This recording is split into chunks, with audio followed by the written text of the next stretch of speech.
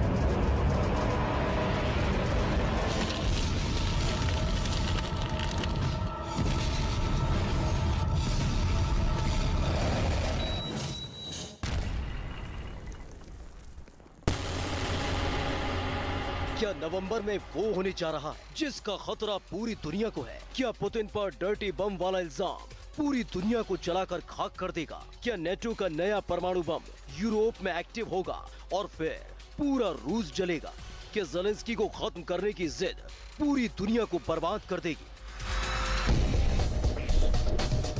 नवंबर का पहला हफ्ता किस तरह बीत गया, लेकिन नवंबर का अंत आसान होगा ऐसा नजर नहीं आता, क्योंकि पासा पूरी तरह पलट गया है। दुनिया ने जिसकी कल्पना भी नहीं की थी, महायुद्ध में अब वो होने जा रहा है।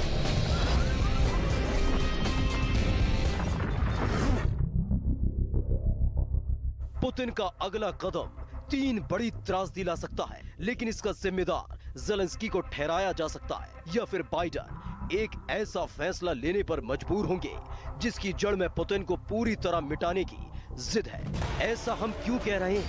इसके लिए आपको 13 दिन पहले की कुछ बारूदी तस्वीरों की झलक देखनी बेहद जरूरी है।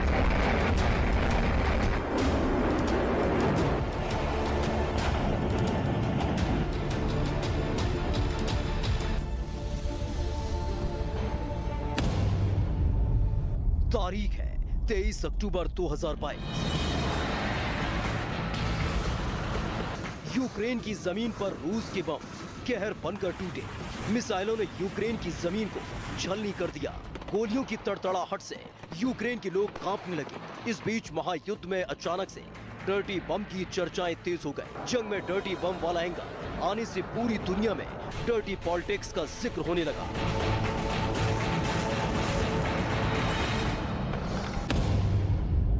क्योंकि पूरी दुनिया में पुतिन के डर्टी बम की बात होने लगी।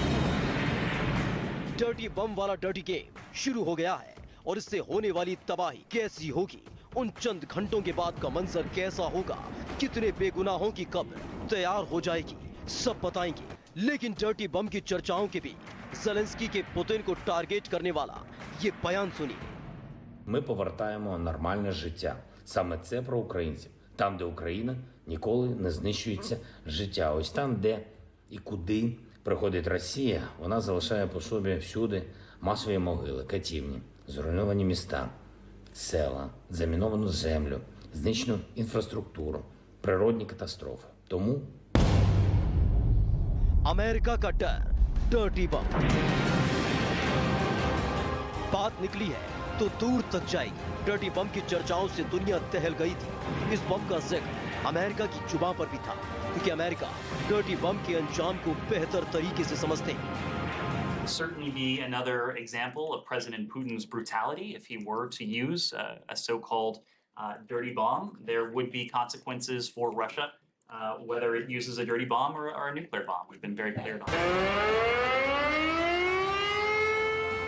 परमाणु मीटर का सायरन आसमान में गूंज रहा है।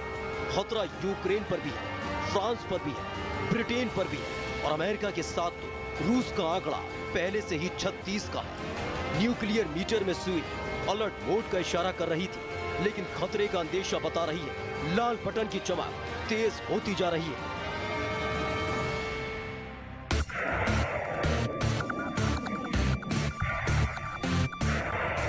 थोड़ा सा रुकिए।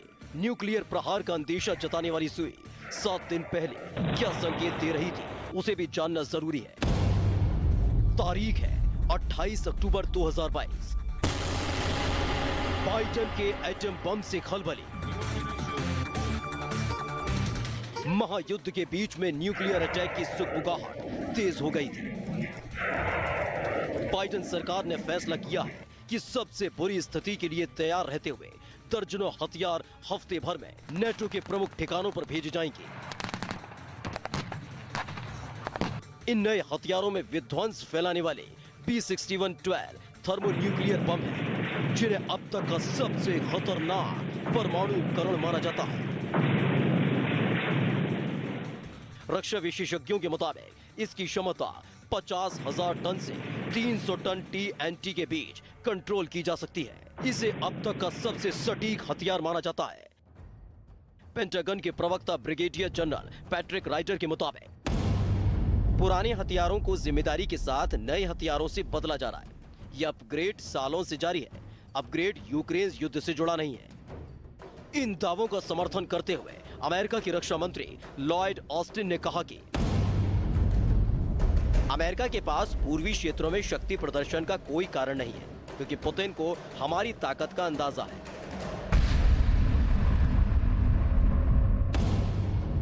अमेरिका की रक्षा विभाग पेंटागन के पास बेल्जियम, नीदरलैंड, इटली, जर्मनी और तुर्की के ठिकानों पर करीब 100 परमाणु हथियार हैं। बाइडेन ने कई बार बिना नाम लिए दुश्मन देशों को अलर्ट किया है कि महायुद्ध में मौका आने पर अमेरिका इन परमाणु हथियारों का दम दिखाएगा। रूस की राष्ट्रीय रक्षा पत्रिका के संपादक कर्नल इगोर कोरोडचेंको के मुताबिक रूस ने अमेरिका को नक्शे से मिटाने का युद्ध अभ्यास किया है। ब्रिटेन अटलांटिक महासागर में डूब जाएगा और अमेरिका की जगह कॉमरेड स्टालिन के नाम पर एक गलियारा होगा। अमेरिका अपने न्यूक्लियर जखीरे को तैयार कर रहा है, अपने न्यूक्लियर हथियारों को अपग्रेड कर रहा है और अपने इन हथियारों की स्ट्रेटेजिक तैनाती कर रहा है। तारीख है 15 अक्टूबर 2022। नेटो का परमाणु युद्ध अभ्यास। इस दिन से एटमी संदेशों की आशंकाओं को पंख मिलने शुरू हुए। रूस यूक्रेन युद्ध के बीच नेटो ने बेल्जियम में परमाणु एक्सरसाइज शुरू कर दी, जो बड़े खतरे का संदेश दे रही थी।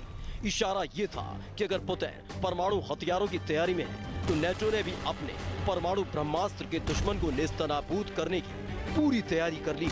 नेटो के परमाणु युद्ध अभ्यास ने पुतिन की नींद उड़ा दी। न्यूक्लियर ड्रिल रूस को डराने लगी और पुतिन की सेना के होश फाख्ता हो गए।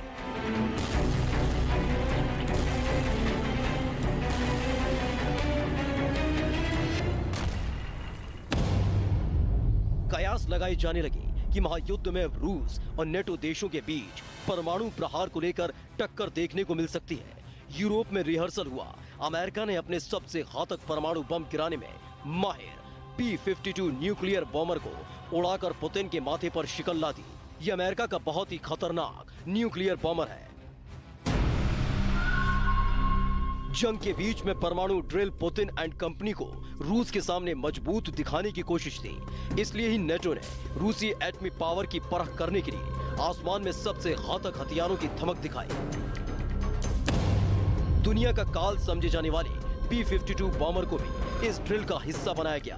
बेल्जियम के एयरबेस से एडवांस F-16 विनाशकारी मिसाइल से लैस होकर ड्रिल का हिस्सा बना है। हिरोशिमा और नागासाकी पर परमाणु हमले के लिए भी ऐसे ही तरीके का इस्तेमाल किया गया था, जिसका अंजाम हर कोई जानता है। एटमी संदेश की सुगबुगाहट अब यूरोप से निकलकर कोरिया में भी सुनाई देने लगी थी। बारूदी गंध की तस्वीर नवंबर की शुरुआत में उत्तर कोरिया में दिखाई दी। तारीख थी 1 नवंबर 2022। किम का मिसाइल टेस्ट। उत्तर कोरिया के तानाशाह किम जोंग उन मिसाइल परीक्षण को लेकर एक बार फिर अलर्ट मोड में आ गए। उत्तर कोरिया की जमीन से धड़ल्ले से मिसाइल टेस्ट किए जाने शुरू हो गए। इस साल जनवरी से उत्तर कोरिया ने मिसाइल परीक्षण की शुरुआत की थी।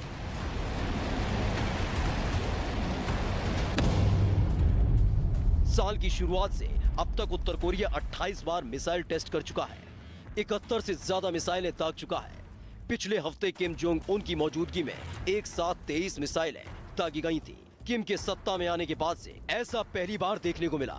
इससे पहले किम के आदेश पर उत्तर कोरिया ने 2017 में सबसे ज्यादा 16 मिसाइल परीक्षण किए थे। अब तक 150 से ज्यादा मिसाइलों की टेस्टिंग हो चुकी है।